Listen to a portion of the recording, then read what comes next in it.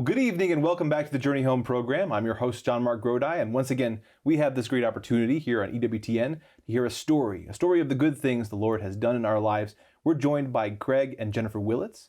Greg is a cradle Catholic, and Jennifer is a former non-denominational Christian, and their stories collide and intertwine. It's great to have you guys with us tonight to share your stories. Thank you for having us. Good to be here. It's good to have you. We were going to have you a few years ago, and COVID interrupted that. It's great to finally get you on. Yeah, God's timing. Yeah. And we're going to talk later about your ministry, rosaryarmy.com, but people can check out that website in the meantime. I think we'll go to you, Jennifer, tell you a bit of your background, the beginning of your story. Okay, well, I grew up in New York City, very small family, just my brother and myself and my parents. And at the very beginning of my journey, actually began in the Catholic Church. Okay. I have a vague memory of being, I remember through pictures actually that my mom flew me back to her hometown in Puerto Rico and actually chose to have me baptized there, even though I grew up in New York City. And I can understand that, a parent's decision for something as important as baptism to kind of go back to a familiar. And so I was actually baptized on the island of Puerto Rico. Wow. And but then most of my life really was steeped in New York City life, American culture. Never really spoke Spanish, even though I probably should have.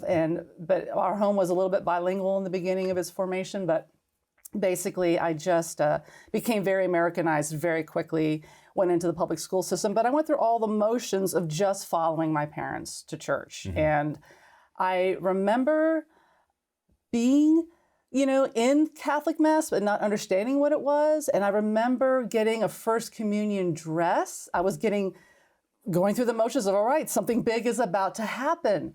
And then it all just stopped. And as a child, you're not really privy to complex conversations that of maybe something happening on the adult level, but clearly something happened. And as an adult now, I'll admit to being kind of curious, like, well, what was it? Now that I'm a parent myself, I can't help but be curious. Something occurred, and all I know is that it was a division of a sorts between my father and a priest, that the outcome of the conversation meant an exodus from Catholicism at that point.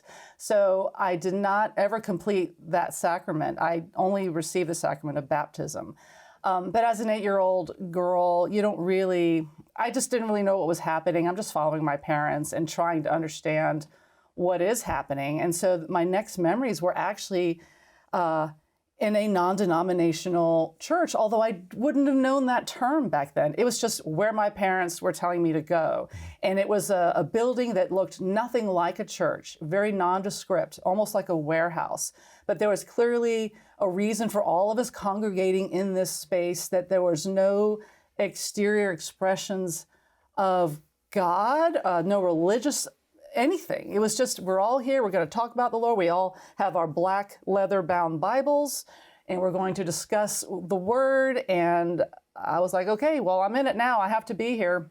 I remember not liking it at all. I remember feeling like this was sort of drudgery to me. It felt lifeless. It felt like nothing fun. I just wanted fun. I wanted to be a kid. I wanted to have a great time. This was adult, boring stuff, and I felt very trapped. And I just kind of followed my parents in this journey and having my formative years. Like, we're talking between the ages of like 8 and 16. So that, if you're a dad and you have kids that you've witnessed go through that developmental stages, they really start to wake up to a lot of the realities. Now I can identify it as the age of reason. At the time, I would not have even known that term. But I started to look around trying to understand this world that was bigger. And I didn't understand it, but I know this is in my family's life. This church I felt the difference. I felt that I was in a marginal society of some kind. And as I got older, as I was approaching like middle school ages, I came to learn the name of this church because I was asking questions. I'm starting to be curious about, where am I? What church do I go to? And all they would tell me was, well, we belong to the Worldwide Church of God. I'm like, okay, but what is it? I'm already aware of terms like Baptist, Methodist, nice, neat, tidy adjectives that described a denomination. Right. And so what are we? we belong to the Worldwide Church of God. I'm like, yeah, but why don't we have a name like other names? You know, like, no, we're non-denominational. We don't subscribe to a particular branch of anything. And I'm like, oh, well, I had to accept it. I didn't have a choice. It just felt really weird. Like, how will I ever explain this to kids at school? Because they're asking these questions and I don't have an answer. So we started. And to make it even worse, you had like that particular non-denominational church. You didn't do Christmas and you didn't do Easter, and you're going to church on Saturdays instead of Sundays for some reason. I mean, there were like all these rules. Some visible differences that people. Right. And I had to try to explain that to a public school kid who, even though they may not have been a part of any religious family of any kind, they were aware, well, Christmas is something the society does. Halloween is something the society does.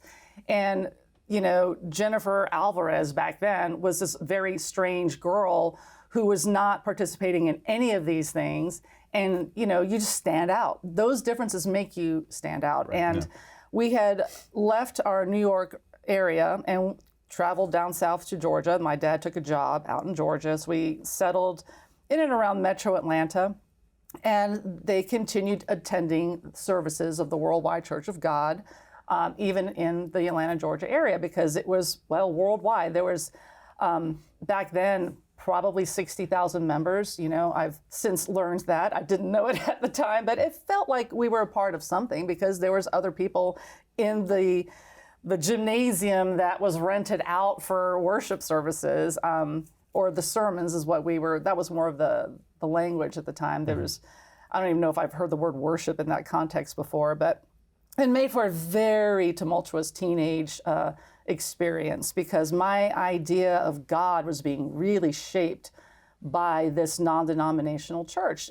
And since I had no reference point, I had long since forgotten whatever little I saw of Catholicism was just a faded memory at this point. Right. Everything now was this church and how different and unusual it was and how we couldn't eat pork. And, you know, there was this real emphasis on worshiping or following the rules of the Sabbath. So I had to know when sundown was on a Friday and when sundown was on a Saturday, so when I can kind of go back to normal. But when we entered into the Sabbath, life changed. It wasn't super strict. We just stayed home. We didn't really do anything fun or no outings of any kind. I just knew that I kind of had to be home. Bible board games, and you loved that. That was really tough. That was a painful experience for me. Thank you for dredging up that memory. Bible Trivial Pursuit, you know, at the Alvarez house. And I'm like, I don't care who begot who. I just want my pie piece, and I want to move on. Like, I don't know. You know. But I remember being super resistant. I was just bucking the system, even within that non-denominational church. I had a weird revulsion toward the Bible. I saw it as a negative thing. I remember being forced to be in religious youth groups for that church. And it was called like YOU and YES. Those were the buzz terms. Youth Educational something Society. That works. Yeah, you know. And, you know, YOU, Youth Opportunity United. I don't know, they had a thing. And I was a part of it because I didn't have a choice. But, you know, you make friendships. I was a social person, so I made friendships wherever I was. But I really resisted the idea of, like, wanting to open up that Bible and know the Word of God. I just didn't want to do it. I don't know why I had a revulsion. I just saw it as this antiquated, old, like, it doesn't matter. We live in this more modern world now, and we can still find God in this modern sense. And I'm like, oh, I just eye roll at myself now. But back then, I was very passionate about my position. Yeah. But I went through the motions, and I was very obedient. And I tried to just make the best of the situation. But as I got older in my teen years, I never really stopped being very inwardly focused. I mean, I guess now I would call it a type of narcissism, I suppose. I'm just full of myself. I was just that kind of girl. I just wanted to do what felt good, and my parents didn't always like it. And very quickly, I felt like I was branching away from my family of four. So much so that my brother, who was, you know, at the time very closely aligned with my parents' values, and he did not buck the system, a much more phlegmatic personality, did not rock the boat. And he, you know, at the time, he's apologized, okay, since then. He's not proud of this moment, but he looked at me and says, "You are a black sheep in this family." And I'm like, wow, you know what, I am.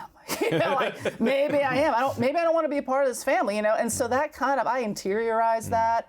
I was the one who was going to sneak out of the house and take my dad's car and drive to places that I shouldn't. I mean, I was not a good girl. I was just not. I was into music that I probably shouldn't have been listening to. I was searching for something, but I didn't know what I was searching for, but I didn't want whatever my parents had. Yeah. That was very clear to me. And eventually I crossed the line, and and in my Catholic vernacular, I would say I sinned, okay? So I was leading a very sinful secret life inside my parents' house, and they didn't even know it. But I always felt guilty. I had this sense of guilt. I had this sense of, I need to tell you what I did. And I don't know where this came from. Like, why was I wanting to confess these terrible things that I was doing? And I just wanted them to know the truth. So that meant something to me, but I didn't know why or what I was doing, but I did. And the minister at the church I attended found out of my indiscretions, and I had then been subject to a process I can only refer to as a type of excommunication. There was not a lot of forgiveness ever preached in this expression of the church, or at least the one I attended. So if I did something that was considered indecent or wrong in any way, I was kicked out.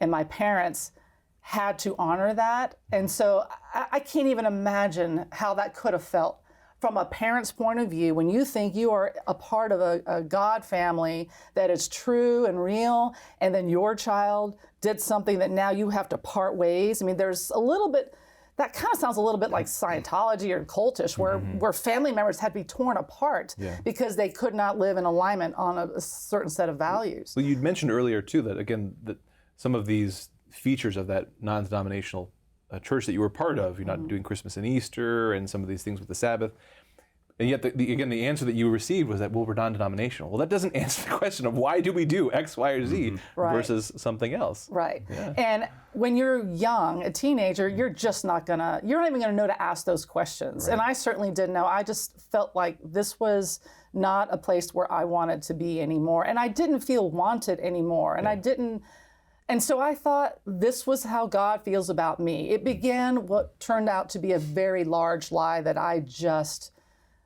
believed it. I took it in. It's like, all right, you don't want me. That is the message. You don't want me, then I don't want to be here either. Let's pause there for a moment and let's find out what Greg was doing all this time. Yeah. Greg, take us back to the beginning on your side. Yeah. What was your background and where were you at? I'm the youngest of six. I'm originally from Atlanta. Okay. So she moved to Atlanta right around the time I was going to leave Atlanta. Moved around a lot as a kid. Okay. So I always kind of have the litany of everywhere I lived. And I started in Atlanta. I went to Columbus, Ohio, then South Carolina, then Florida, then Cincinnati, brief time in California, back to Cincinnati, back to Georgia. I've lived in Colorado and Indiana, and then back to Georgia again. Man. Yeah, a little bit. It's Johnny Cash sang about me when he had that in mind. And, moving around all those places, I went to a bunch of different Catholic parishes. So I was the youngest of six kids. My parents are cradle Catholics, and we went to Catholic school, or Catholic church, wherever we went. It was in the 70s and the early part of the 80s, and I always say the catechesis was terrible. I mean, everywhere I went, I was always kind of surprised how bad it was. I didn't realize at the time, but when I look back at it, it's like, where was it? And the fact that, I was in my late 20s before I was ever introduced to Eucharistic adoration for the first time. And how did I go all those states and all those parishes and all those places? And for some reason, in my upbringing, I never was really introduced to Jesus Christ sacramentally present in the Eucharist. Right. And I have to be really careful not to get bitter and angry. It's like, well, where was all that? Instead, the focus is on felt banners and, holding hands and that kind of thing versus what is this faith that we believe? And so even though I'm a cradle Catholic, I really say my story didn't start to become Catholic until after Jennifer came into the church later on, and I know we'll get to that. But in high school, I a little bit of the same thing. I'd moved around so many places that I started to become disillusioned.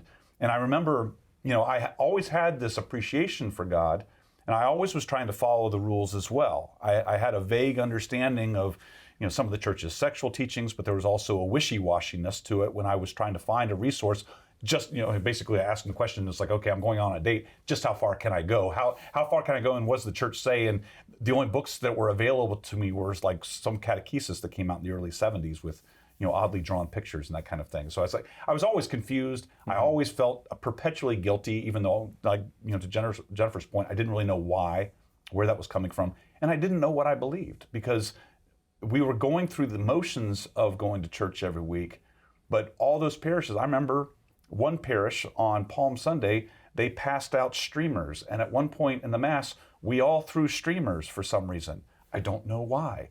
Went to another church on another, that might have been Palm Sunday as well. And literally during Mass, this was on a college campus, this giant beach ball was being thrown around during Mass. This was my experience of Catholicism in the 70s and 80s. Mm-hmm. And I know that wasn't a universal thing, but just for whatever reason, the churches I ended up in were always had these weird inventions and wishy-washiness. And I'm the kind of person, I like to have explanations. I like to understand why we're doing certain things. But the rules meant something to me. I always joke, when I was in college, I was living in Cincinnati. And at that time, I think it was 1991, the Bearcats basketball game went to the Final Four. So one of the games was going to be on a Saturday night. So I'm a good Catholic. So I went to Mass on Saturday night because I knew I was going to be way too hungover to get up the next morning to go to church. So it's like I knew I had to check the box of going to Mass, but I was going to go off and be completely drunk and rowdy that night after Mass. That was sort of, I had this crisscrossed, I didn't know what I was doing. Mm-hmm. And that really, I feel like that, going to Mass that Saturday night, that summarizes how I was. I was not living the faith because I didn't understand what the faith was. There were so many contradictions, and I progressively was moving myself away from God, while at the same time trying to cling to God. I remember when I was 17, and it was the first time like anxiety and depression really became something I started to struggle with. It started when I was around 12, but 17 very much so. And I remember laying in bed one night, and I had been praying, and I had my first Bible. I got my first, my own Bible for my 17th birthday. My mom gave me this book of devotions for teenage boys, and again, they were just wishy-washy devotions.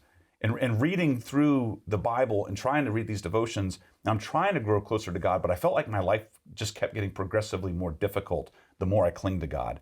And my 17-year-old brain started drawing these connections of like, well, the closer I get to God, the harder life becomes. And so I remember laying in bed one night and I said, God, I still love you. Okay, I love you. But I'm going to kind of take a little bit of a break and just sort of do things my way a little bit. And of course, everything got much, much worse very quickly soon after. I never walked away completely though. But there was this desire of just like to understand God, but not get too close. And I would say that was pretty consistent for a long time. And then when Jennifer and I met in college, after I had moved back to Georgia for the first time I moved back, started taking some classes down at Georgia State University in downtown Atlanta. And that's where we met. At the quick and dirty stories, I was looking for something to do. I saw a sign above the ATM when I was taking out money one day for open auditions for the winter production of Georgia State University's theater. And I was bored. I had just broken up with a girl. I was looking for something to keep me occupied. And I went to auditions, and I was not an actor. And I ended up beating out all the theater majors for the lead role. And she was the female lead. And so that's how we met.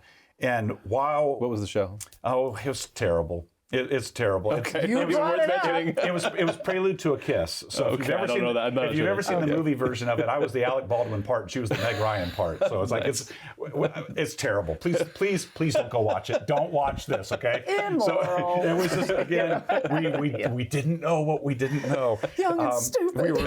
We were young and stupid. But so we met in December, and while we were doing the auditions for it. Met in December, started dating in February. I proposed to her in March, and we were married in September. Wow. And in the middle of this, you had two, people in their mid-20s that were just clueless about everything. And we're having conversations. I remember it was right after we started dating, and we might have been engaged. And I knew that we needed to talk about faith. I wanted to get married in the Catholic Church. Again, I couldn't tell you why, but it was really important. She didn't have a church home.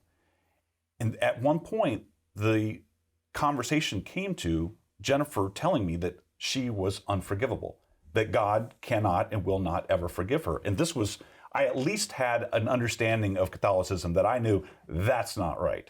That you can confess your sins and that God will always forgive you. That at least had gotten through at some point. I don't know at which parish that lesson sunk in for me. And I remembered at that moment, and we were at her parents' house, and just so clearly, like almost needing to get in her face and saying, that is not true. God loves you. And even though I was not the best witness for the faith, that was a start for us. That and I believe that was probably the moment. Yeah. And around the time, even before we started dating, but we were doing the play, like one morning we met at Waffle House to have a cup of coffee before going down to the theater. And I had gone to church that morning. And she, not only was she kind of amazed that a guy her age, and again, we weren't dating yet, a guy that her age went to church, but he went to a Catholic church of all things. It was a weird thing. So that began that conversation for us that went on for the next 10 years until we really engaged in the faith. You noted, that sort of what people would consider like a stereotype of Catholicism earlier, that, that you knew that you were going to have a drunken night out, and so you went to Mass first so that you were in the clear. And obviously it's a stereotype and people can poo-poo that. And we would obviously, that's wrong, there's a sin of presumption. But even there's a seed of, again, this recognition that God always will forgive. And God will. Now, you may stop coming back for forgiveness. Sin is dangerous in that way, but God will forgive you. And so even when we are taking advantage of God, there's still a seed there that knows, okay, God's mercy is there and it's important. And this isn't quite right, but there's something there. Yeah. And so the seeds are planted. Well, what happened next? Well, pick it up from there. Because I'm so glad you brought that memory back to the forefront, because it was the biggest lie that I didn't know that I believed. When the church rejected me, excommunicated me, whatever language you want to use, the message was received. I was old enough to know I am not wanted, I am unforgivable, I am cut off. It was that real feeling of being cut off. And I just had this image of a vine and branches. When you snip that or saw that branch off, it just falls dead, withered on the ground. And I knew that was me now. And my family was still on that vine. They were still attached, and now I was off. And it was a matter of time before I would just move out of the house. Just a couple of years I could last under that weird tension. And we tried to, act like everything's fine. And, I still love my parents. I still love my brother. But it was very clear that I was very different and alone. And I just needed to start living my life. And that's exactly what I did. So that's the context of which when I met him, I was believing I am alone now. I'm just going to be my version of a good person. And I think I largely, kind of followed a set of rules that I didn't really know I was following. But, even atheists can be very, very good, nice, friendly people, And I had a sense of morals based on my definitions of that. But I just felt like I can kind of do what I want, be free. My parents clearly were still, loving me, to the best of their ability. But I didn't ask them how they felt. So I didn't know if they were hurt. That did not even cross my mind. All I knew was how I felt and what I wanted to do. And I was a go-getter type personality. I was going to get a job. I was going to make some money. I was going to have possessions and get a car and do all these things, be independent. But one thing I did remember about my journey with that non-denominational church, I clearly remembered what they said about Catholicism in particular. I was taught at a very early age, it was the most pagan religion, do not have anything to do with Catholicism. And just the idea of paganism was just like this ultimate affront to God. Do not do that. And I'm like, okay, got it. Fortunately, don't have anything to do with Catholics. There was an asterisk that said, unless you meet a really cute guy. That's in the bylaws. So fast forward to his, part of the story, and he told me some of his faith background, and he mentioned he was Catholic. I was like, I'm going to try not to hold that against you. She flat out asked me, aren't Catholics pagans?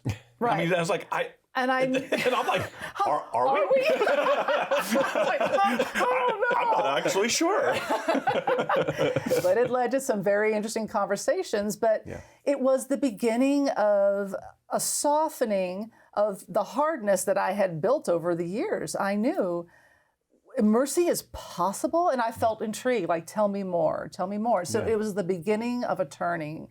And that was not lost on me. I felt like something is about to change.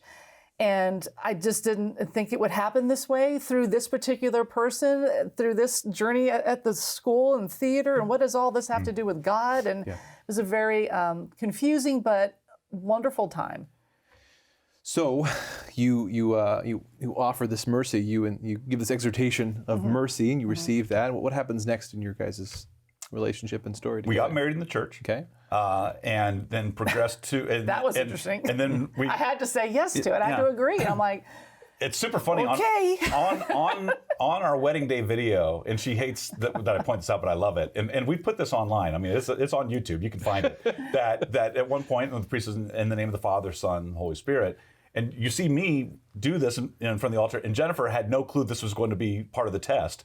And so she's in her wedding dress, she looks beautiful, and she just sort of does this weird thing around her. She's like a circle thing around her face, and then she's just like, okay. You could have told me that there was like a motion I should have rehearsed. You know, it takes coordination. I mean, you got to practice it. Okay, so what does that tell you about marriage prep? Okay, I'm coming in. Okay, marriage prep in 1995. Let's just throw that out there. You know, I knew I wanted to get married. What do I have to do to follow this program? It's like, okay, and I wasn't going to fight it. I was not resistant. I was like, okay, that's fine. I could sit through the classes. I'll ask the questions. I just want to get married. I was very guilty of just being super superficial about this process. I can admit that.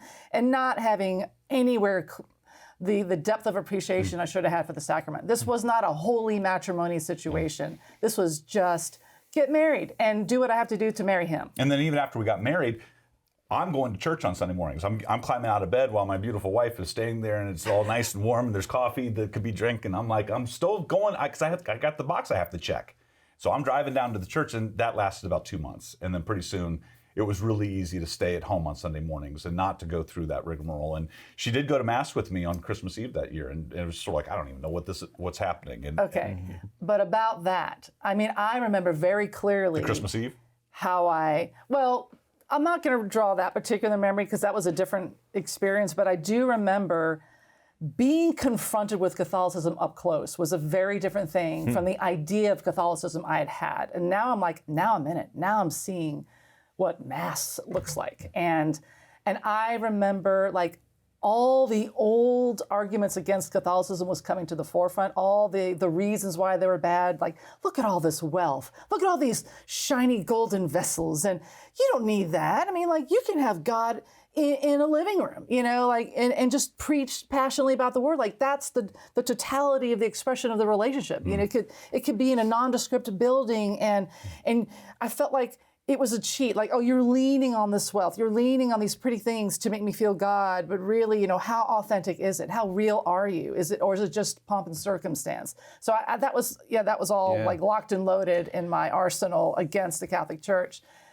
But then I started to feel emotional, and I couldn't explain it. It's like, why do I feel like I want to cry right now? I don't even understand this, but it is affecting me deeply, and I don't know what is happening. Yeah, there was a deeper paradigm, you know, beneath the specific beliefs. It's what kind of world do I think I live in? You know, what kind of universe is this?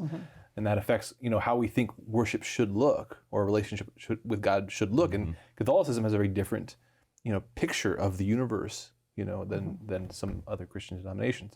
Let's take a break there, and we'll pick back up in just a couple of minutes. Great. Thanks for being here. We'll be back in just a few minutes to hear the rest of Greg and Jennifer Willits' story. I want to remind you, their website is rosaryarmy.com. You can check that out. And also, if you go to chnetwork.org, you'll find all variety of stories from every background. And so if you're on a journey, check that out for some inspiration and encouragement. But for now, we'll be back in just a couple minutes to hear the rest of Greg and Jennifer's story. See you then.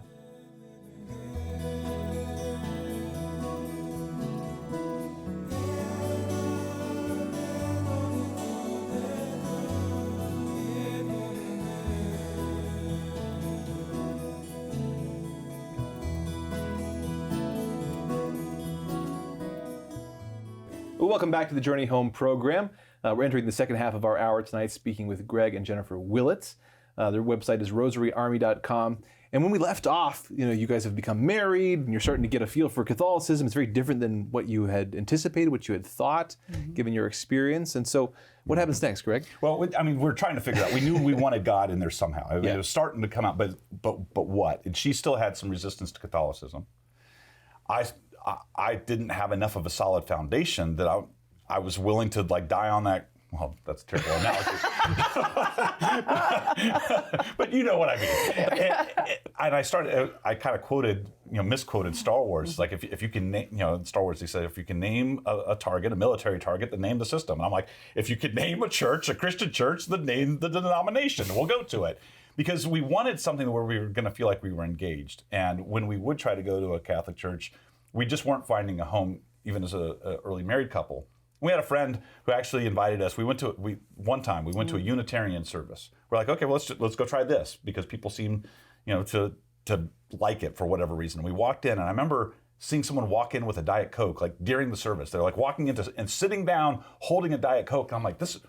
It's like I can't go here. It's like what is happening right they allow Diet Coke while someone's talking. It's like this is not going to work at all.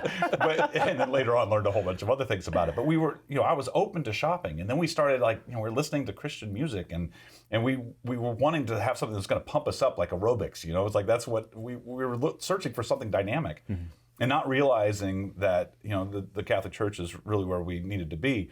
A couple years after we were married, our oldest son was born in 1997.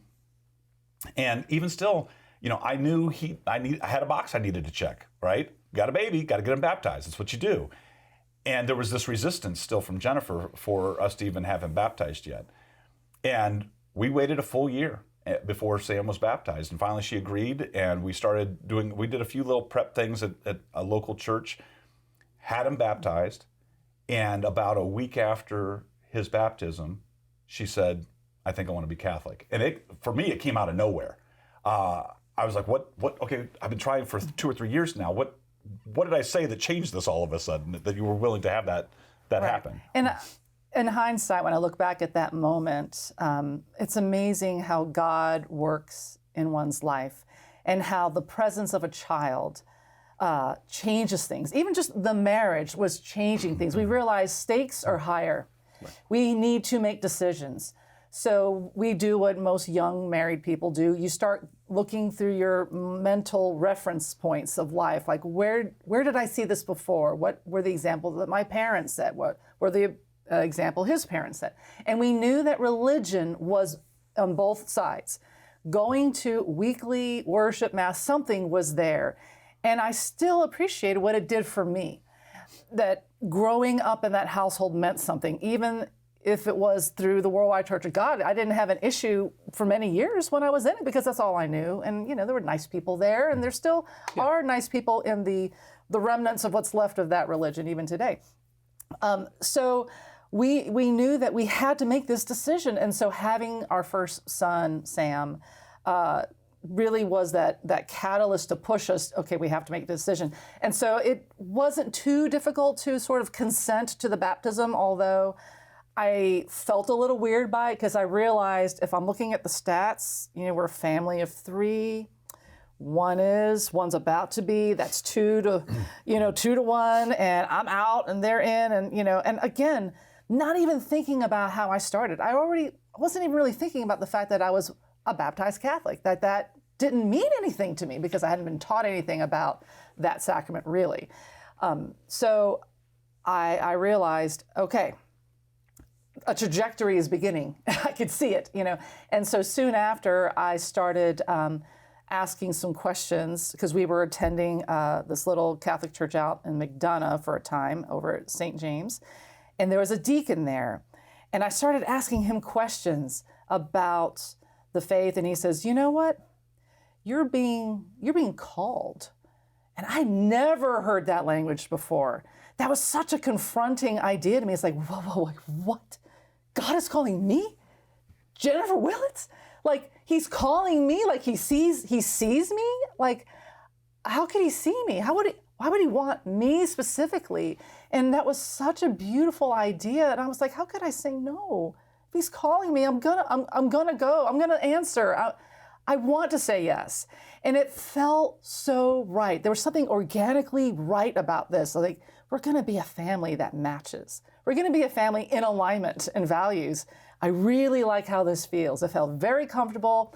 And then I started to get excited because I like learning. I didn't like it so much when I was in school. I really hated it then. But as I got out of school, I love the idea of learning. And then I could now ask questions about the Catholic faith. And that was really lighting a fire under me because I had such new enthusiasm and everything was making sense to me. And then I could ask you tons of questions about Catholicism. Which I didn't have the answer to. And so, I mean, when she was prepping to come in 99, and we didn't know at the time that she was pregnant with our second son, she came in Easter Vigil of 99, and we still, I honestly, when I look back, I'm like, we were not even close yet to the church, even still. Even though I sat there, I remember so clearly, I was sobbing when she was confirmed. I was so excited that it's like we were all going to be in this together. But then over the course of the next few years, well, we were still a contracepting couple. We still didn't fully understand so many of the church's teachings. The Eucharist hadn't really become something that we were paying attention to yet. All these things. It was a few months after she came into the church and received her first communion that Eucharistic adoration was introduced to me for the first time. And that was out on our retreat. I'm like, what are we doing here? I mean, the fact that I was 29 and I'm asking, what are we doing here? So there are all these kind of questions, and that it was actually that first exposure to Eucharistic adoration that made me question the church even more. I don't know what this is, and my doubt made me want to backtrack and keep looking for something else. Yeah. And that's really when we're going to a lot of contemporary Christian concerts, and they would do altar calls, and we're like, I love this, right? This is really cool. And we started asking questions of priests that we knew about, okay, there are these Catholic rules, these boxes that I feel like need to be checked, and I'm not checking them all, like contraception, for example. And we went and spoke to a priest I had known since I was a young boy. I literally don't remember life without this priest. And we're like, we're really kind of confused right now because now our second son was born. We have 2 kids. There's something the church teaches about contraception. We just want to make sure that we're doing something right. And then he literally told us, well, I've done a lot of research on this, and I've found that it boils down to a matter of conscience, whether or not you use contraception. So we're like, okay, well, this priest that I trust gave us this information. I'm not going to do any research to see if he's wrong or if what the church actually teaches. And so there was this confusion still reigned. Right. And we're not quite sure what we believe, and we weren't taking the initiative on our own to really start diving in more deeply. But then a couple of years after that, we had the opportunity to go to a mass, and a Deacon Jack Jansen, last time I was on EWTN, I mentioned him. I'll mention him again. Deacon Jack died at the end of 2006, but he gave a homily one weekend that we don't typically go to this one mass, and he just happened to be giving that homily. And Deacon Jack had a whole bunch of kids with his wife, and he explained it. And it made so much sense why the church teaches these things. And I'm a person, I don't want to just know the rules, I do need to know why. And I started to realize when he explained that, and I said to Jennifer, I said, we need to talk. She goes, we don't need to talk about that. He gave us a Dr. Jan Smith's tape, Contraception, Why Not? I listened to it. It all made sense.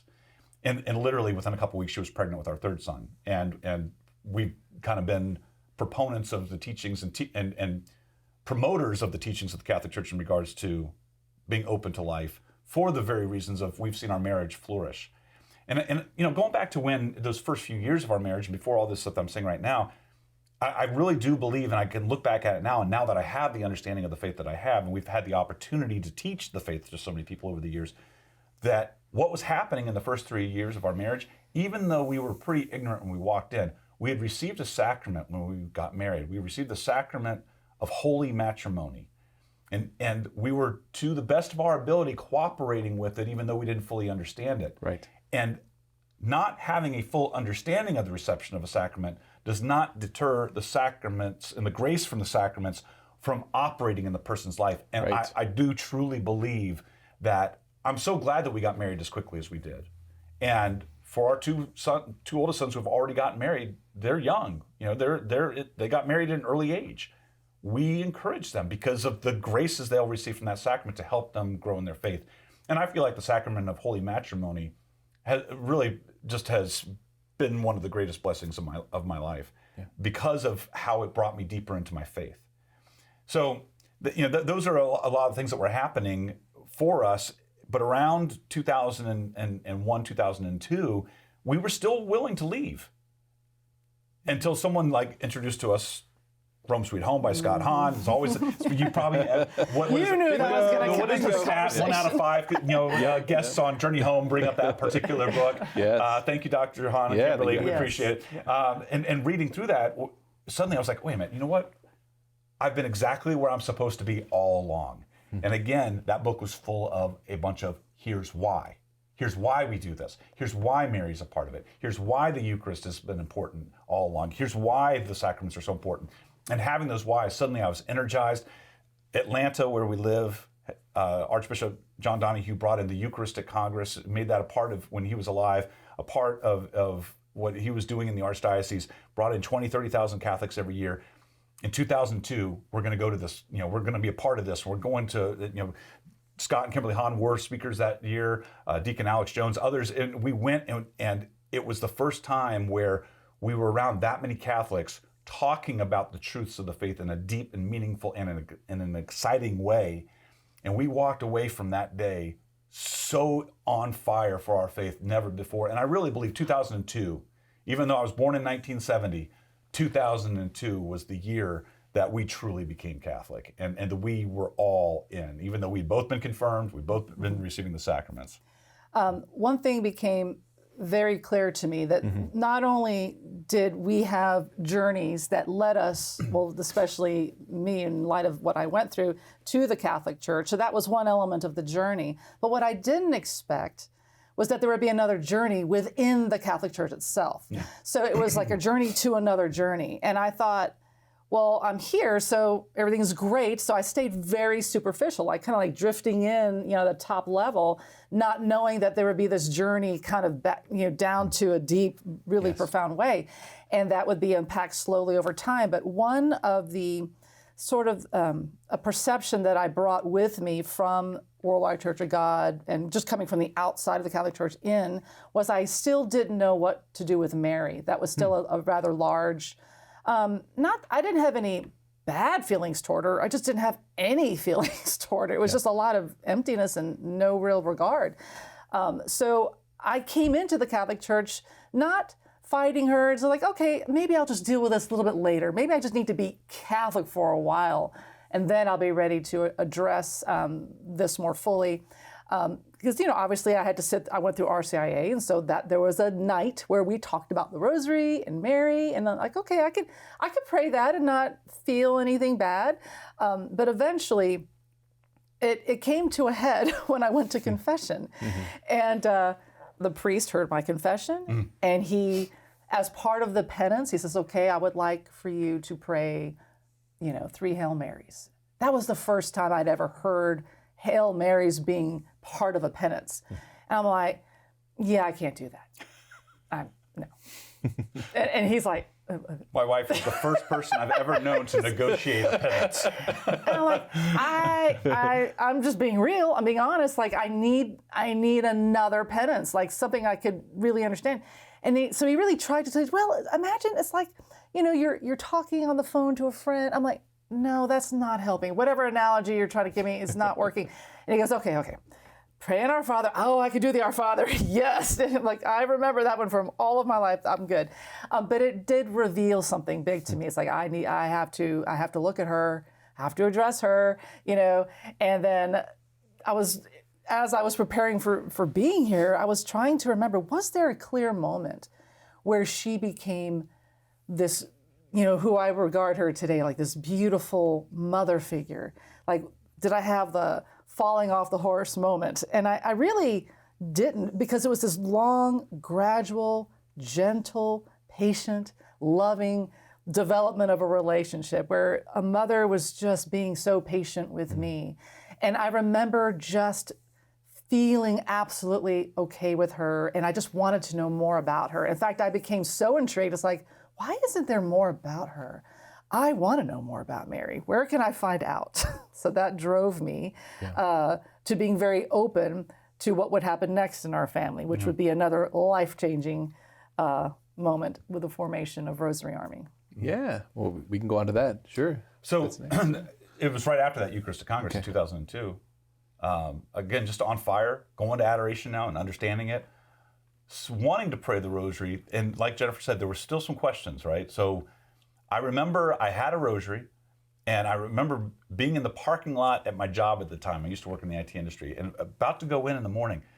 And I had a little bit of time, and I had this rosary, and I was listening to a talk from somebody, and the talk was saying, just pray it. Just dive in and pray it, and you'll be guided.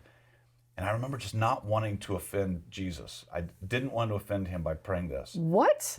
You felt that way inside the Catholic Church? That's such a Protestant. Yeah, where'd that come from? Because we were going to all these concerts and everything. And we it were was still influenced. by I talk about, we used to, again, living in Georgia, going into a store one time, a Christian bookstore, and said, "Do you have any books on Catholicism?" They're like, "For or against it?" And I said, "For?" And they're like, "You're going to have to go somewhere else for that." I was like, the question, there's a lot of confusion in my life because of where I grew up.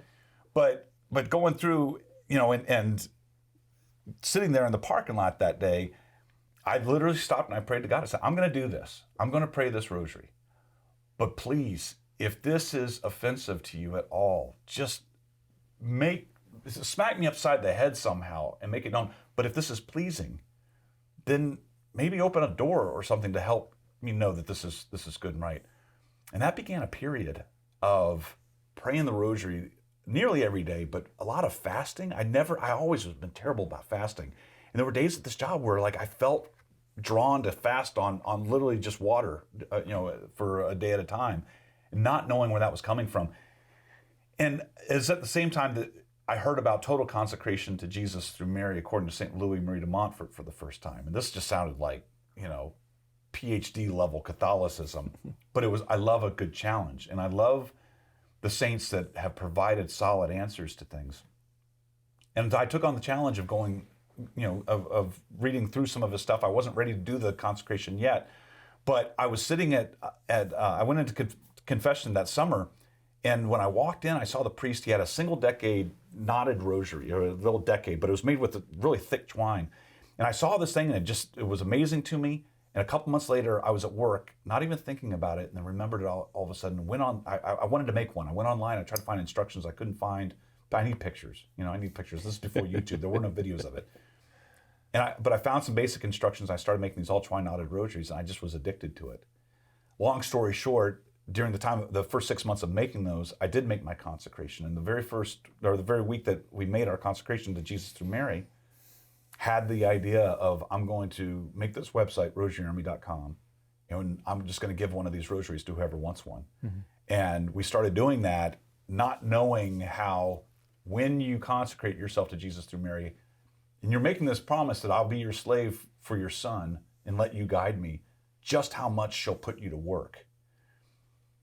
And over the next 20 years, that has been what she's done nonstop, is provided us with unbelievable opportunities. The fact that we're sitting here right now, the fact that we've had a chance to speak at that very Eucharistic Congress that changed our lives, we've had the chance to speak at a couple of times. The fact that we had a radio show on Sirius XM for several years. The fact that we've had this apostolate, and we've had schoolofmary.com and totalconsecration.com. All these, we've written books, things that we never could have dreamed when we were these college students meeting at Waffle House for a cup of coffee, and Catholicism wasn't even really on our radar. And one of the most interesting things that I realized after Mary became a part of our lives was that fall before I auditioned for that play. And I was driving from the town of Conyers downtown to downtown Atlanta, and I had a rosary that my dad had given me that he picked up in the Holy Land, but it was just over my stick shift. And I didn't really remember how to pray it. But I felt compelled. I'm like, okay, I know this is an Our Father and these are Hail Marys. I don't know what the other prayers in between are. I don't know about the mysteries, but I just kind of fought my way through the circle of the prayers. And I did that for almost 2 months. And it was years later, and after we came into the church, and I look back, and it was at the end of those 2 months when I met Jennifer. It was at the end of that 2 months that we began a whirlwind courtship, that a year later we were married. It was a part of the journey, it began the journey that led her into the church and into full communion of the church. And it led me to total consecration and eventually her to total consecration. And the idea that we would then create this ministry, the downloads of our audio rosaries are in the millions, that millions of rosaries have been prayed. It gets me choked up as a result of these two idiot kids that didn't know what they were doing. And that Mary can work through us to be able to bring other people to her son. And that really has become a big focus of our ministry, is like the fact that other people, she wants to do the same thing. She wants them to be consecrated so that she can use other people to bring other people to her son. And it truly has been not just an amazing journey home, it's just been an amazing journey for us. Yeah. I think one of the implications of the church's sacramental worldview is that God he's omnipresent in his creation, and he'll if you give him an inch, he'll take a mile, right? You just need to give God a little bit. I'll try to pray this rosary. I'll go through the motions of Catholicism, even though my heart's not quite there. Give God just a little bit, he'll take a lot. We only have about 4 minutes left. Maybe Jennifer, would you close, an invitation, an explanation, invitation to those who are skeptical about Mary, the rosary, this stuff. If someone is intrigued by Catholicism, but some of the things you've said, what would be your invitation to continue that journey, to just give God that opportunity, give Mary that opportunity? Speak a word to them. I would say you are ready right now. You don't have to have all of the answers.